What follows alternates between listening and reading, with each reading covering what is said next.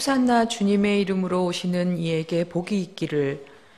온전한 사랑으로 오시는 주님께서 이 자리에 계시는 것을 믿으며 10월 마지막 주 종교개혁주일 예배를 시작하겠습니다.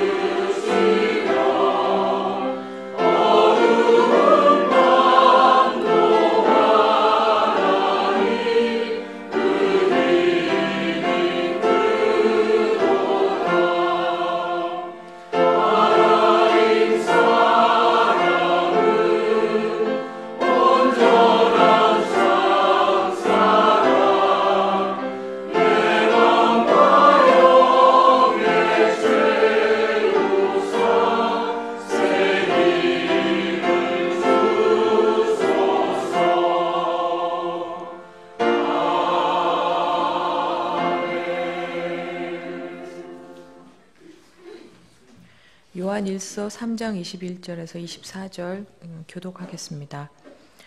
하나님의 계명은 이것이니 곧 그 아들 예수 그리스도의 이름을 믿고 그리스도께서 우리에게 명하신 대로 서로 사랑하라는 것입니다. 그리스도의 계명을 지키는 사람은 그리스도 안에 있고 그리스도께서도 그 사람 안에 계십니다. 그리스도께서 우리 안에 계시다는 것을 그가 우리에게 주신 성령으로 우리는 압니다.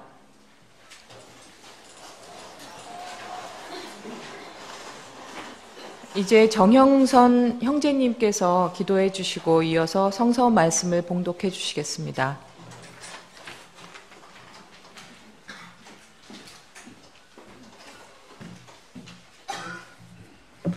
예, 기도하시겠습니다.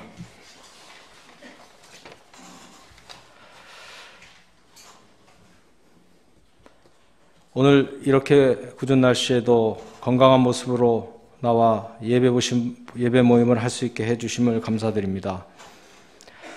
위기를 통해 기회를 주시는 하나님, 냉전의 구름이 엄습하는 국제정세 속에서 우리에게 남북 화해의 물꼬를 틔우심을 감사합니다.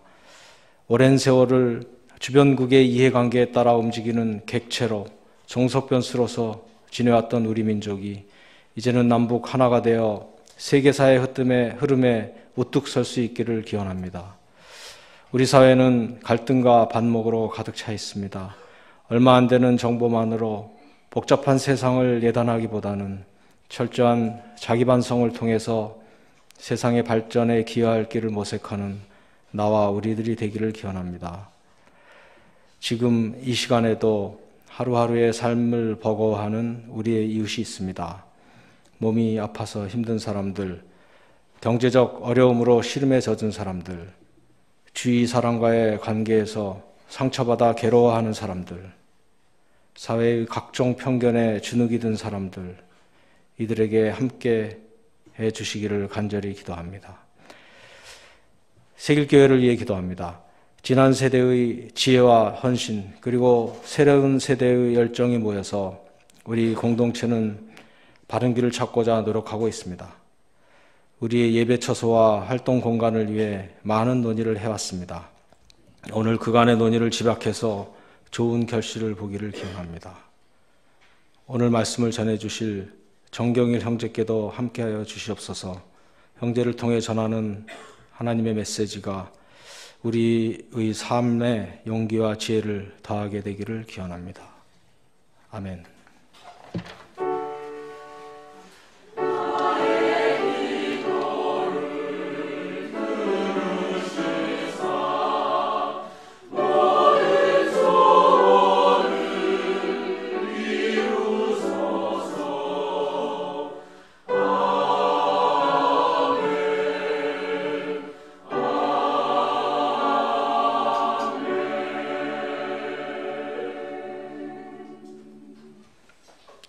성서의 말씀입니다. 요한복음서 12장 24절입니다. 요한복음서 12장 24절. 내가 진정으로 너희에게 말한다. 밀알 하나가 땅에 떨어져서 죽지 않으면 한 알 그대로 있고 죽으면 열매를 많이 맺는다. 성가대 나옵시다. 아닌가요?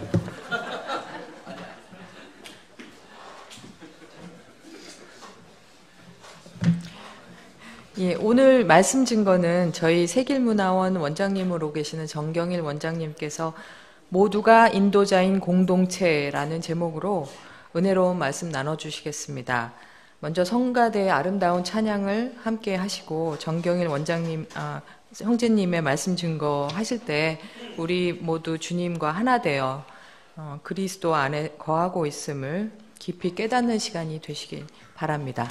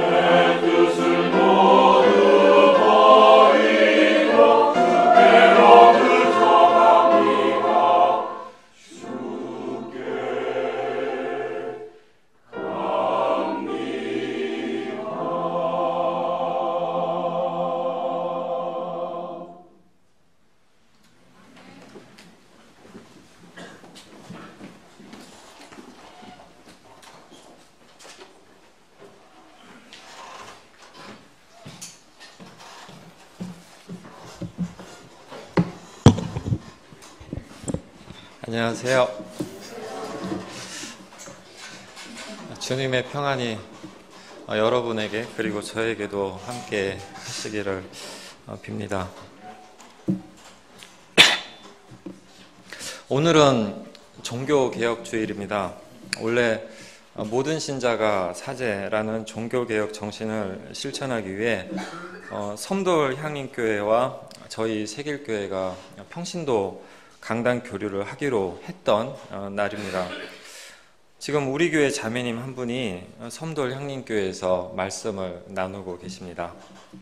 그런데 세길에서 왜 제가 지금 여기 서 있냐면 오늘 예배 직후에 있을 공동체 대화 마당 때문입니다. 모처럼 섬돌 향림 자매님께서 오셔서 말씀 증거를 하시는데 제대로 대화도 친교도 나눌 기회 없이 예배 끝나자마자 바로 우리 내부 이야기만 하는 것은 A가 아닐 것 같아서 12월 첫 주일로 예정되어 있었던 저와 말씀 증거 일정을 바꿨습니다. 그래서 섬돌 향림교회 자매님께서는 12월 첫 주에 오셔서 저희에게 말씀을 전하실 것입니다.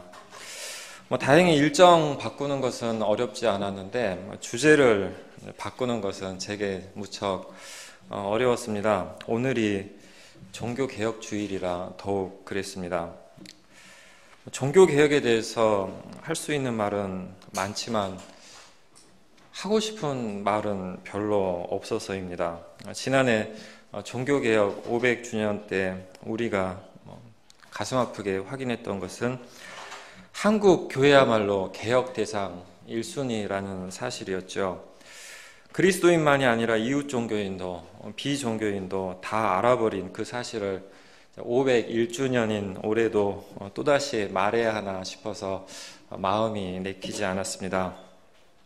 그보다는 마침 오늘 저희 전교 대화마당도 있으니 공동체의 의미를 생각해 보고 싶었습니다.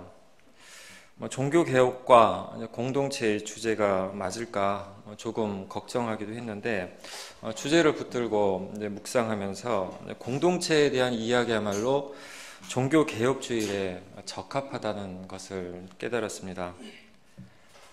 지난주일 예배 후에 말씀 증거자와의 대화 시간에 그날 양희성 선생님의 말씀 증거 제목과 관련된 해프닝을 이야기했습니다. 이번에 그 양희성 선생님이 내신 책 세속성자의 부제가 성문 밖으로 나아간 그리스도인입니다.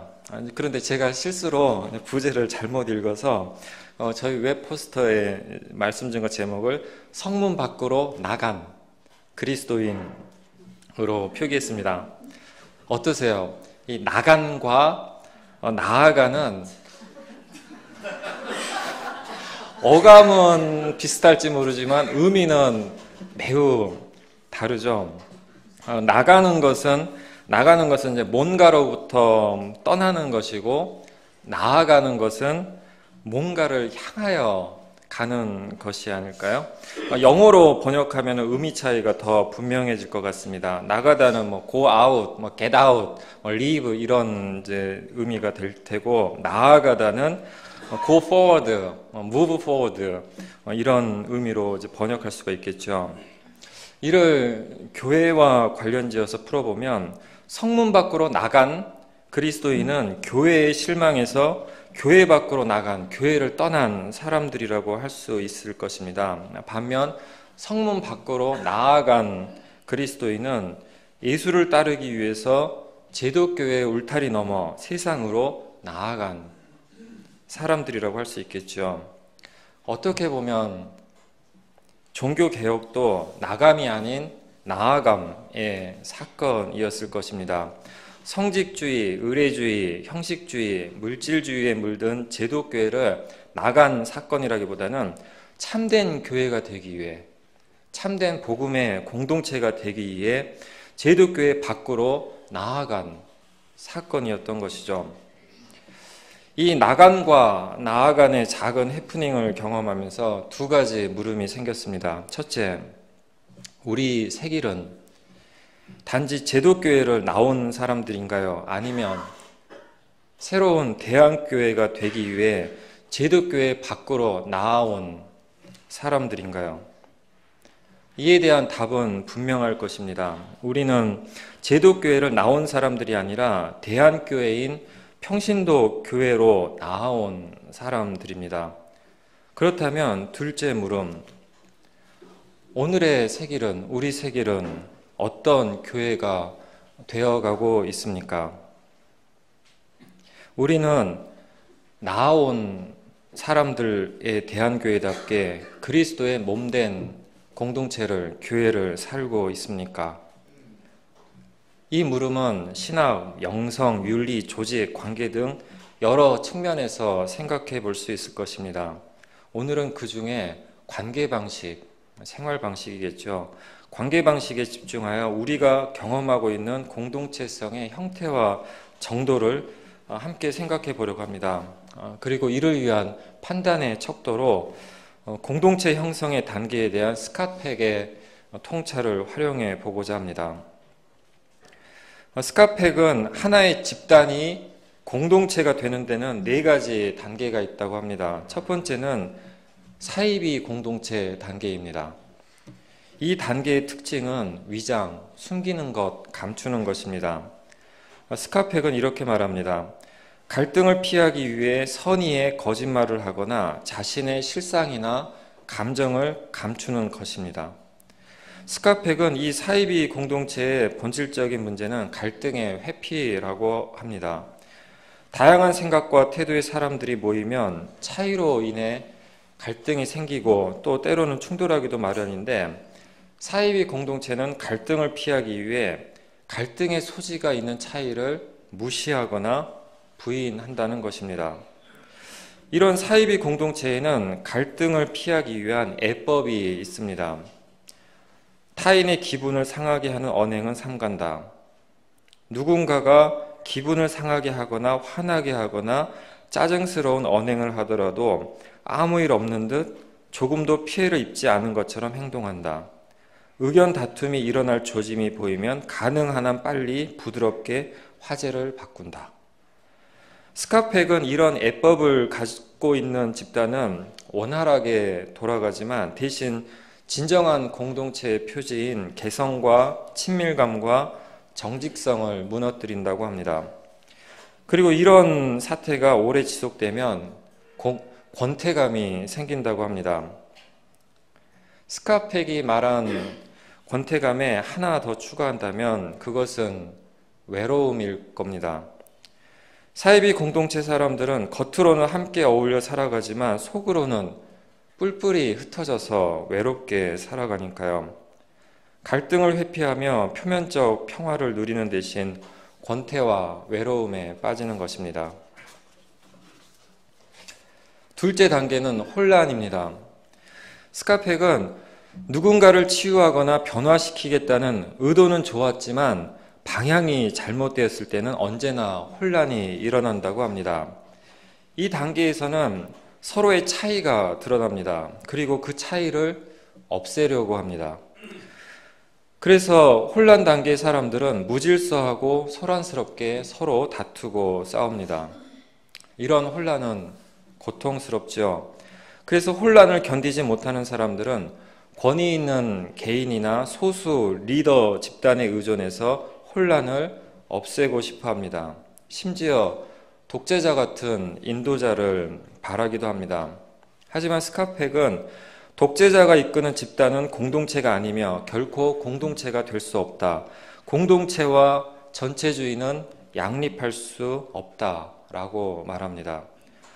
혼란이 고통스럽다고 해서 권위적 개인이나 특별한 소수로 구성된 조직으로의 회피는 결코 대안이 될 수 없다는 것입니다. 여기서 한 가지 중요한 것은 스카펙이 혼란을 공동체 형성의 첫째 단계가 아니라 둘째 단계로 제시하고 있다는 사실입니다. 즉, 혼란은 차이를 무시하고 회피하는 사이비 공동체보다는 더 발달된 단계라는 것입니다. 스카펙은 싸우는 것이 분열되지 않은 척 가장하는 것보다 훨씬 낫다라고 합니다. 사이비 공동체 단계에서는 문제를 무시하거나 회피하지만 혼란 단계에서는 최소한 문제를 인식하고 해결하려고 애쓰기 때문입니다. 물론 그렇다고 해서 갈등을 즐거워할 수만은 없죠. 계속 갈등만 하다 보면 공동체는 상처 입고 깨어질 것이기 때문입니다. 그래서 공동체가 만들어지는 셋째 단계는 마음 비우기입니다. 이 단계가 가장 중요합니다. 이는 마음 비우기가 가장 어렵다는 뜻이기도 합니다.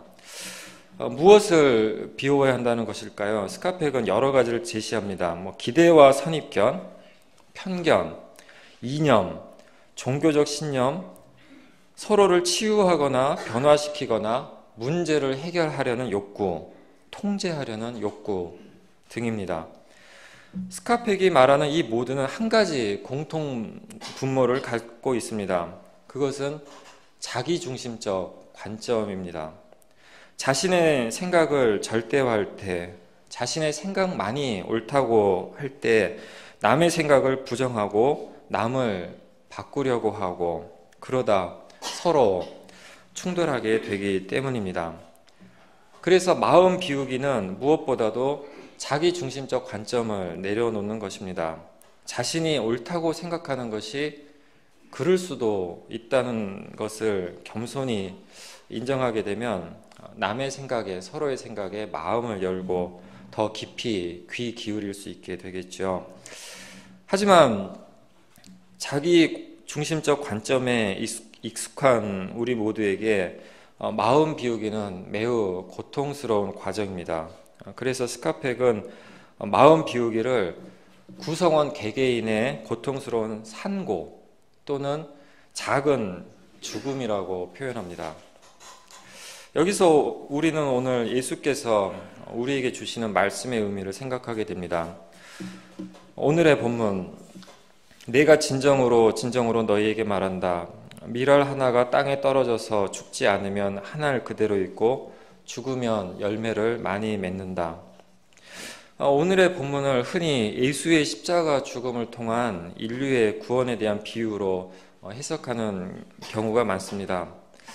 하지만 이 본문을 예수 한 분만의 구원 사역을 설명하는 것으로만 해석하기에는 이 말씀에서 예수의 어조가 너무 강하지 않나요? 여기서 예수의 어조는 설명적이라기보다는 설득적입니다. 예수는 지금 우리에게 뭔가를 설명하는 것이 아니라 뭔가를 요구하면서 설득하고 있는 것입니다.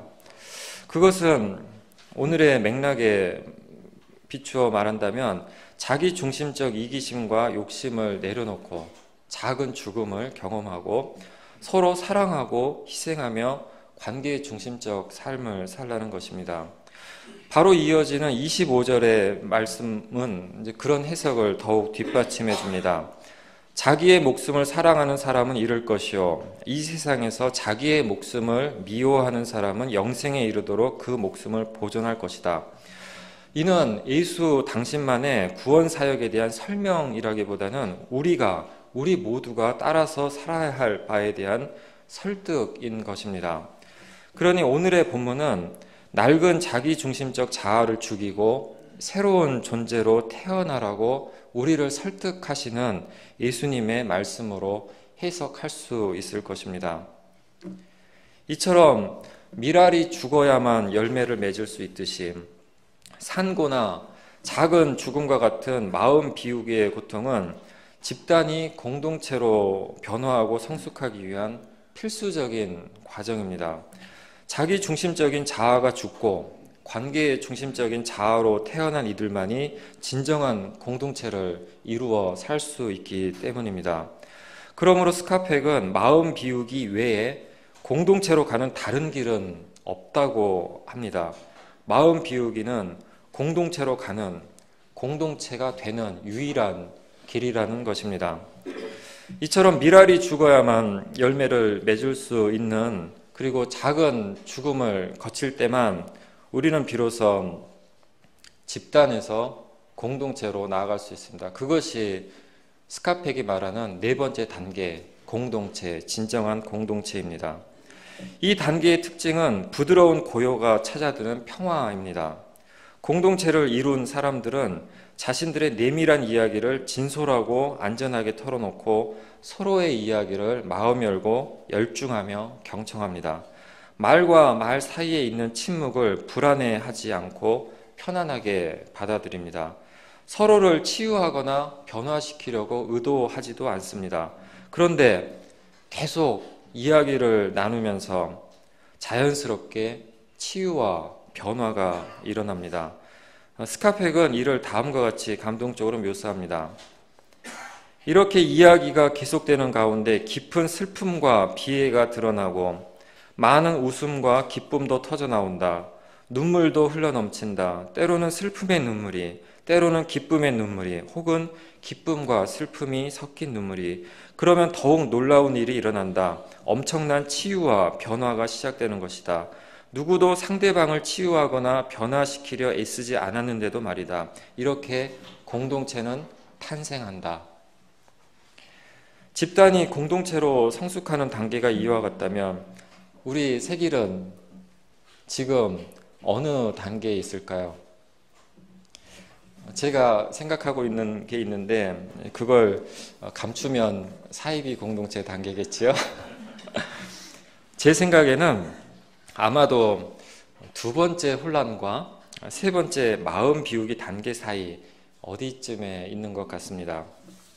최근 몇 년 동안 우리 내부의 정치적, 종교적, 문화적, 관계 방식, 생활 방식의 차이가 드러났고 그로 인한 보이는 보이지 않는 혼란도 있어 왔습니다.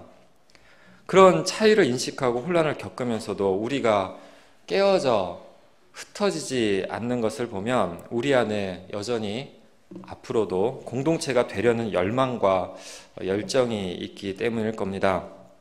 물론 이 과정은 산고와 작은 죽음을 요구하기에 아프고 힘들 수도 있습니다.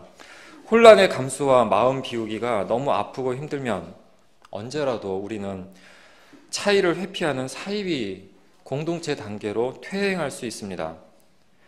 그러나 그 결과는 애인은 있지만 온기는 없는 권태와 외로움일 것입니다. 조화는 있지만 변화는 없는 정체일 것입니다. 어쩌면 혼란으로 인한 갈등도 마음 비우기에 산고도 없는 사이비 공동체가 더 편할 수도 있겠죠. 작은 죽음을 거부하고 각자 딱딱한 껍질의 미랄로 남아서 작은 돛밭 같은 교회에서 따로 또같이 갈등 없이 지낼 수도 있을 것입니다. 아니면 특정한 개인이나 특별한 소수에게 의존해서 목자를 따르는 순한 양처럼 살아갈 수도 있을 것입니다. 하지만 그럴 거면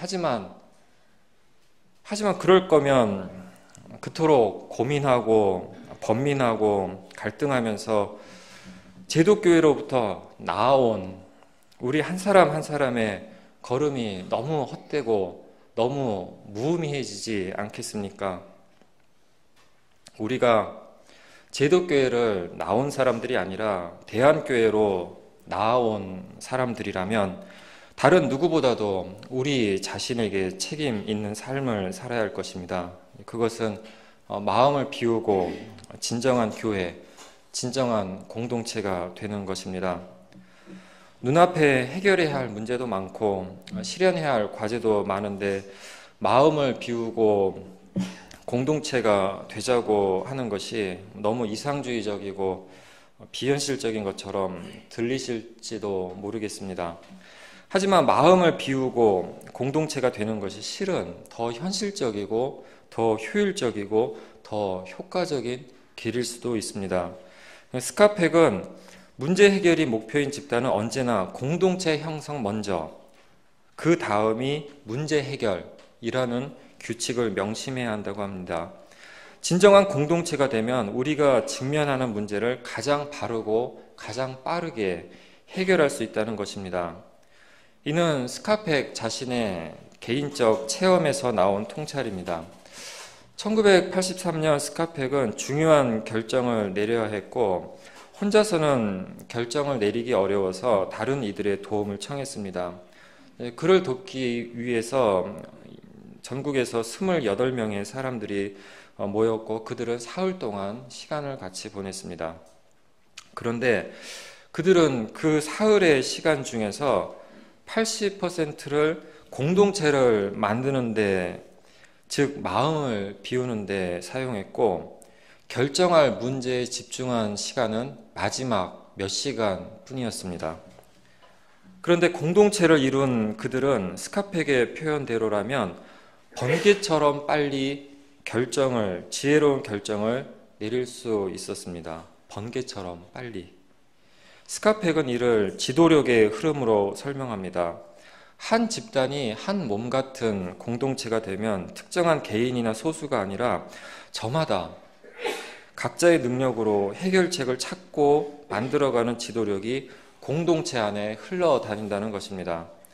스카펙은 이런 지도력의 흐름이 있는 공동체를 구성원 모두가 인도자인 집단이라고 부릅니다.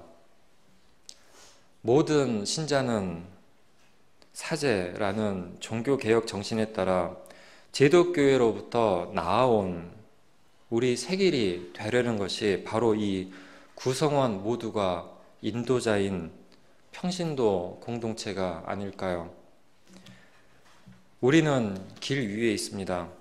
공동체로 가는 길이, 공동체가 되는 길이 아직도 멀고 험한 것 같아 계속 갈 수 있을까 두렵습니다.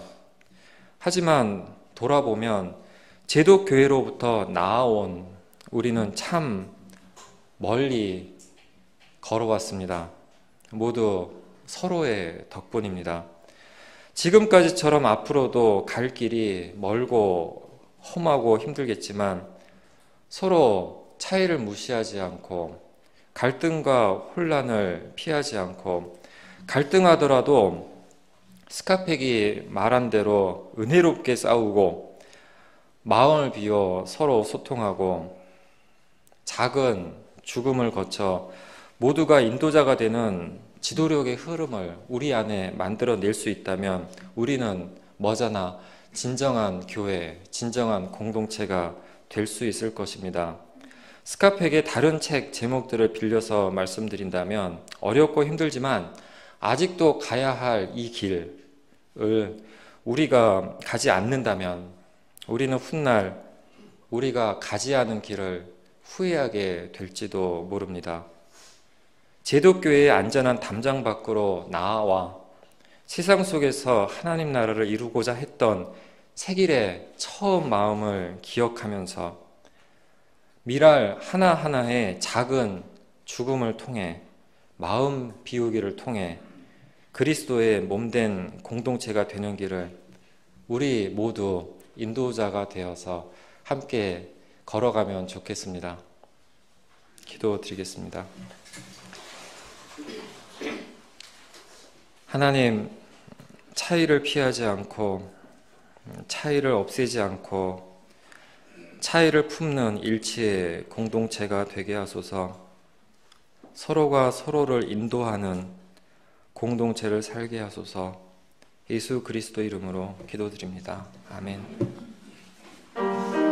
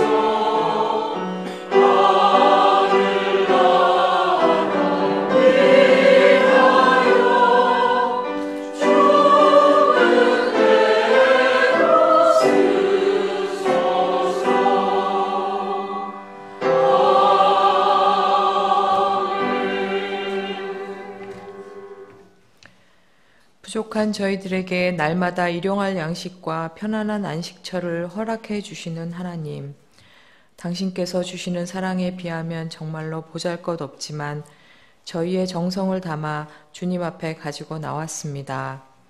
기쁘게 받아주시고 쓰이는 곳곳에 주님의 사랑과 축복이 전해질 수 있기를 간절히 소망하며 예수님의 이름으로 기도드립니다. 아멘.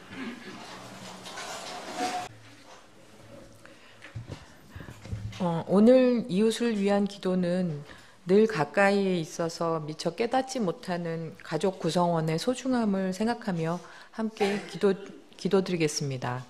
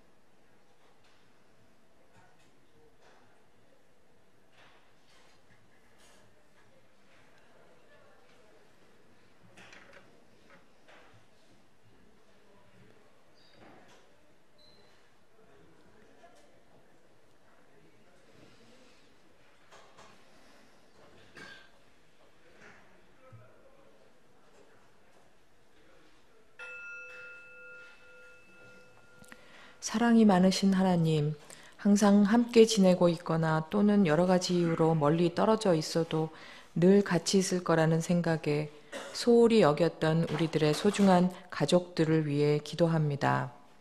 서로에게 상처를 주기보다는 애정어린 말투로 부모, 형제, 자녀 모두가 서로 진심으로 사랑하고 있음을 확인하고 또 서로가 모두 진정으로 소중한 존재임을 깨달을 수 있도록 인도하여 주셔서 공동체 구성원의 초석이 되는 가정이 모두가 평안함을 잃지 않기를 소망하며 예수님 이름으로 기도드립니다. 아멘.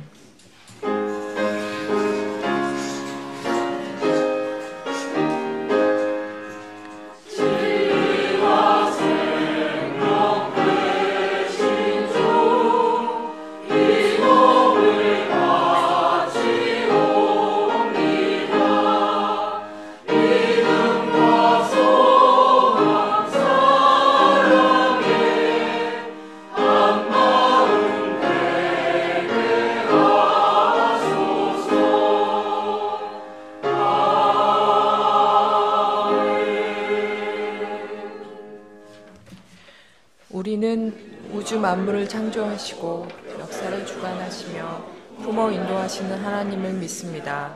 우리는 모든 악으로부터 우리를 해방하여 새 사람으로 일으켜 주시는 예수 그리스도를 믿습니다. 우리는 모든 서로 소통하도록 이끌며 고난과 절망 속에서도 우리에게 언제나 희망 능력을 주시는 성령을 믿습니다. 우리는 교회가 예수 그리스도의 십자가와 부활에 동참하고 자매 형제들이 사랑의 교제를 나누는 신앙 공동체임을 믿으며 창조의 보존과 완성을 위해 인간의 생명과 존엄을 지키기 위해 하나님의 정의와 평화의 실현을 위해 우리의 삶을 바칩니다. 우리는 자신을 비우고 고통받는 모든 생명의 이웃이 되어 하나님 나라 복음을 위해 헌신하기로 다짐합니다. 한 알의 밀알이 열매를 맺듯이 저희 모두 각자의 자리에서 귀한 공동체의 일원이 될 수 있도록 인도하여 주실 줄 믿으며 주님께서 가르쳐 주신 기도로 예배를 마치겠습니다.